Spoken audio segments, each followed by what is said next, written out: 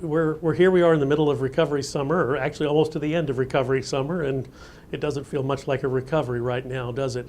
The numbers that keep getting posted on jobs and job creation is worse than the month preceding.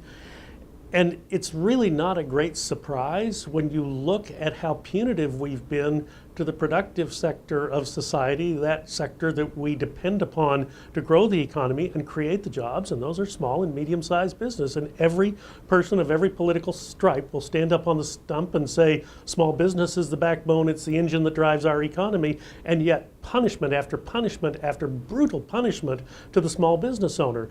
Sure, the healthcare bill was a big problem, and I'm going to be doing several roundtables in my district the latter part of the August recess to talk about that with people who own and run businesses.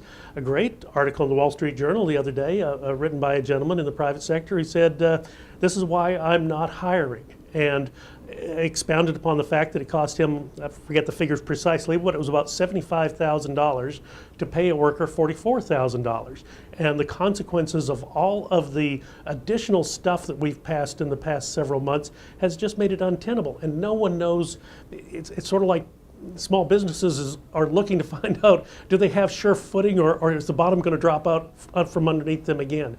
What's going to happen with this 600 or this reporting requirement, the 1099 reporting requirement on small businesses on a business-to-business transaction of greater than $600?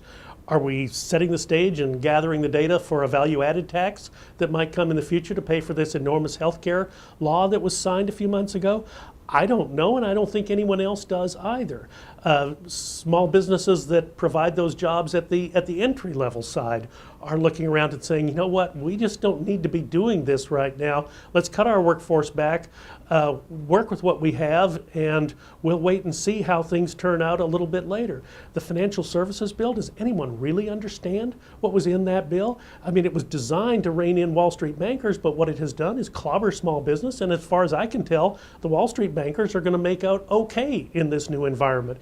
But just like the health care bill, you had Senator Dodd say, well, people are going to have to find out what's in this bill after we pass it, because so much of it is being turned over to federal regulators, just as in the health care bill, and these rules and regulations will be written by bureaucrats to be named later.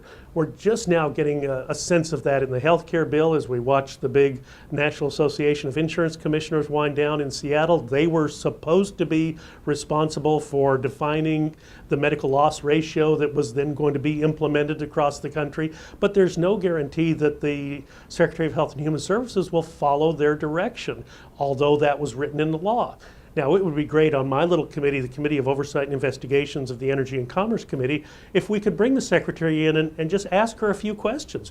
Where are you planning to go with this? Did you have any question about congressional intent when the language was written about that the Secretary of HHS should follow the National Association of Insurance Commissioners' recommendation? We don't know that she will or she won't. Right now, it is an open question. It's creating further anxiety. The whole atmosphere for creating jobs right now is so toxic that it's no wonder that people are not taking the risks involved with adding jobs to their businesses.